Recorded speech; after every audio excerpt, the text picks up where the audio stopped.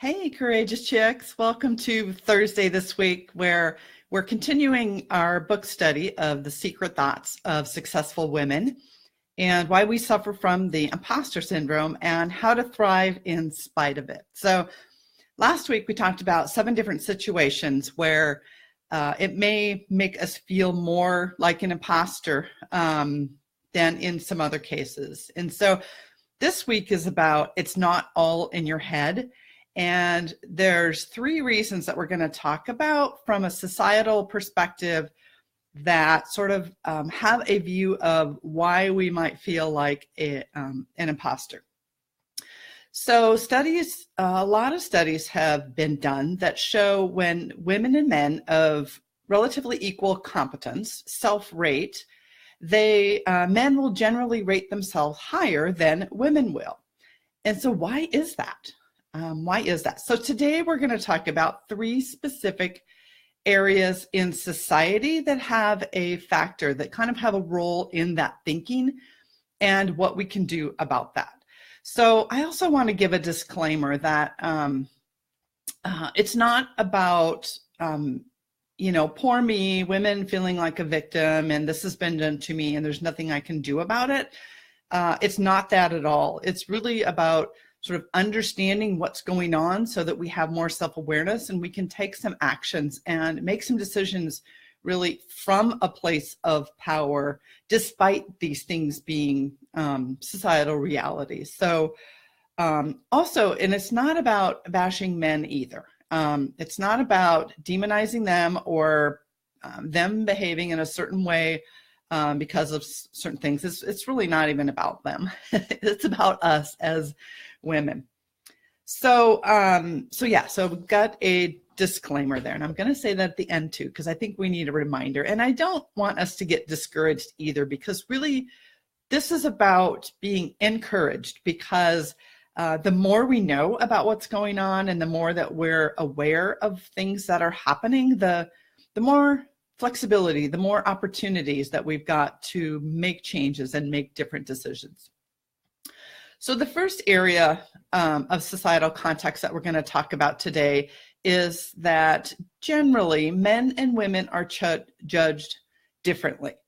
So in the studies where they have taken the gender out of the evaluation picture, that men and women are judged equally competent. But where it is known and is a factor, it does come into play in how men and women are judged differently.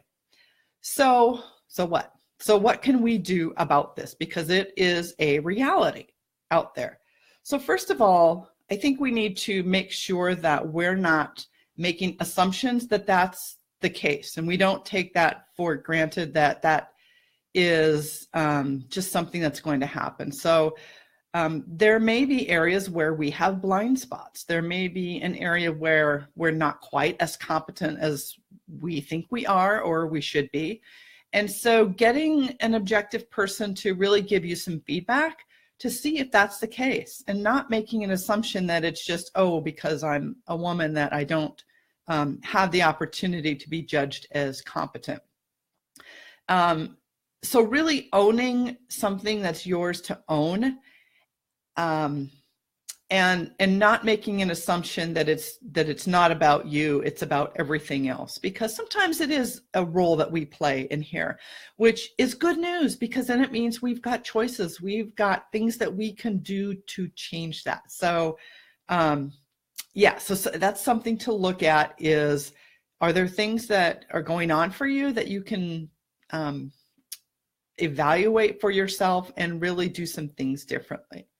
So the second area of societal context we're talking about today is about feeling lesser. And sometimes this comes in the form of, I guess this can be how you're treated, but it also can be about how people talk about things. Like in the book that we're studying by Valerie Young, she talks about phrases where the word little is used, that, when are you going to do your little play? Or, you got that little grant that you had applied for. And so it diminishes what we think of in terms of our accomplishments. So again, I'm a problem solver. I don't like to dwell on stuff about why it's happening or that it's happening. And so my question is again, so what? Okay, so that happens. So what can we do about it? Which we've always got choices. So this is where I say, let's engage our noticing superpower. Let's identify when that might be happening for us so that we can do something about it. And we don't dwell on it. So one of the things that we can do is to really understand the rules by which whatever context we're in, the game is played by. And what I mean by that is many times women are rule followers and we just accept that that's the rule. So that's the way it's going to be. And sometimes men don't. They will deviate from the rules. And one of the things that I've had success with in the past is really taking some time to understand what the rules are in the environment that I'm in. And what that's allowed me to do is to have a lot of flexibility in working within the rules to accomplish what I want to accomplish, and to do some things that appear that they're outside of the rules, but they're really not, because I've taken the time to really understand in detail how things work and where I've got options and flexibility. So understanding what the rules are can really help you have some power in your choices. And the other thing you can do is break the rules. That's allowed. We can do that. That's how change happens a lot of times. So our church had a potluck a couple weeks ago, and every year we are assigned a dish to bring based on the first letter of our last name. So it always means I'm bringing a side dish. I didn't want to bring a side dish this year. I wanted to make a dessert. So I'm a rule follower to the max, but I decided this year I was going to make a dessert and broke the rules, and it was fine and nothing happened. And we had lots of desserts there. So the other thing you can do is you can decide you're not going to comply with the rules. You have that choice. So something else we can do that we don't do a lot as women is really toot our own horn. We think that the work should speak for itself, and I agree. I think it should, but it doesn't. And so even smaller accomplishments that we judge and we put limits on ourselves, we should be willing to share those. We should be willing to tell people what we have accomplished.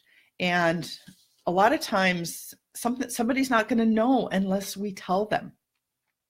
So the other thing that we can do in this particular area, the second area of societal construct, which is where sometimes our competence is looked at because we're women as less, is that we can ask. And this is also something that can, for me, for sure, be very difficult to do. I don't want to bother anybody. I don't want to put anybody out. I don't want to make waves a lot of times. And so I'll just tend not to ask. But if you don't ask, the answer is always no. So think about something that you've got in your life that you've had on your heart for a while, or you've just known that you need to ask for help. You need to ask for something that you want or deserve. And so what I want you to do is to make the decision today that you're going to ask for that this week, that you are going to set an intention and you are going to make the ask this week. What's the worst that can happen?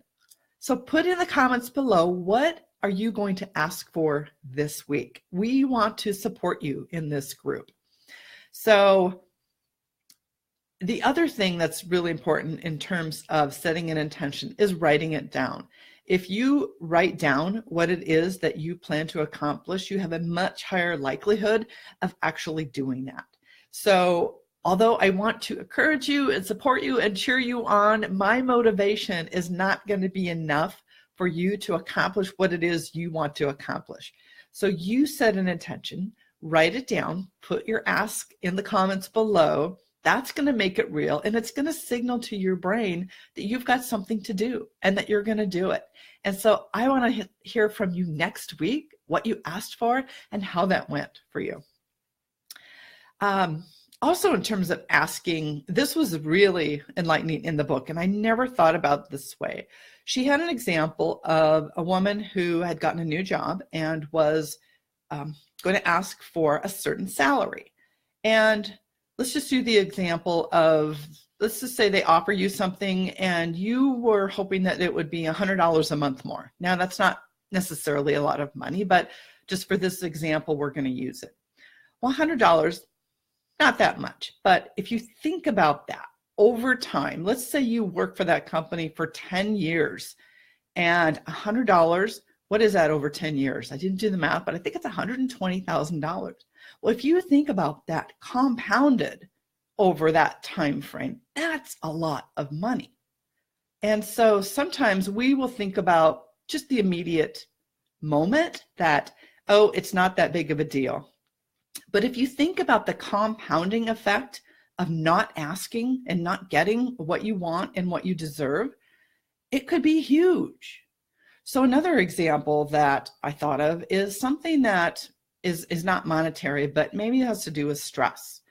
So let's say that you are you're wanting to get more work-life balance, and you want to ask for a change in your work schedule, maybe for just a different hour a week or something.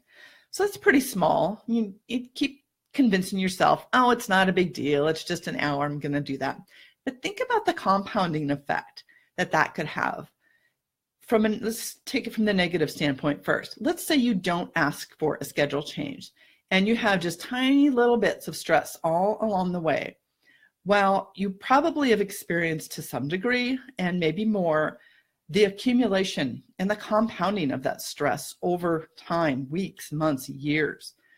Think about it from the positive standpoint of the benefits that you could have that might compound over time by making that ask, by talking to your boss about changing your work schedule for just that 1 hour. What's the positive benefits that could compound over time? And think about that. So again, that's an even better reason. Now, start small if you want to in terms of ask. This is one of those things that, again, it's a skill. It's a muscle that you're going to build up. So start small, and no matter the pace you have, just keep going. You will get better at it. So the third and final societal construct that we're going to talk about today is stereotypes. And there's a couple of quotes in the book that I think were so telling, that really summed up kind of how this can affect our behavior as women. So she has, Lois Wise, author and columnist, men are taught to apologize for their weaknesses, women for their strengths. One of the things about stereotypes is that we can just take them for truth. We can internalize them and just assume that they are true. Well, one of the things that I talked about previously is about noticing, about increasing our self-awareness of when these things are happening so that we can make deliberate choices. We can set our intention to do something differently. So if you're being judged in a way that's based on a stereotype, or if you are doing something similar, we all do this, just noticing that, just stopping for a second, and you have the opportunity to make a different decision as you go forward with that. So the other quote she has is poet Adrienne Rich writes, "The most notable fact that culture imprints on women is the sense of our limits." And I'm going to interject here that we also add a lot of self-limiting behaviors for us. The most important thing one woman can do for another is to illuminate and expand her sense of actual possibilities. And I love this quote because it speaks to so much of why I created this Courageous Chicks Facebook group. For us to connect together as women, to support each other, to encourage each other, and to really be this community that helps spur each other on and take the actions that we want to take, but maybe we have been limiting ourselves for some period of time. Again, stereotypes. So what? So what are we going to do about it? Self-awareness, really beginning when you observe it, no matter if it's you doing it or somebody else, and then interjecting so that you can make a different decision, so that you can apply a different outcome to what it is that you want. So again, I want to say the disclaimer, this is not about women being victims. It's really about self-awareness so that we can make different decisions. And it's not about men at all. It really has nothing to do with them. Okay, so decide what you're going to ask for this week. Put it in the comments below and practice this. Baby steps. Just keep going forward. Just notice when maybe there's a situation that you could ask for something. Maybe that's a first step for you, is just starting to notice. Maybe another step later might be the actual ask of that. Get a phrase in your head that helps you so that when you have the opportunity to ask, you've got that ready for you. Okay, next week, we're getting more personal. Today was about looking at society. Next week, we're going to talk about looking inward and how this imposter syndrome plays out in our everyday lives. So again, thank you for watching. I'm hoping that you're finding some value in here, and I would love some feedback on sort of how you're taking this and applying it in your lives. So until next week, I'll see you then.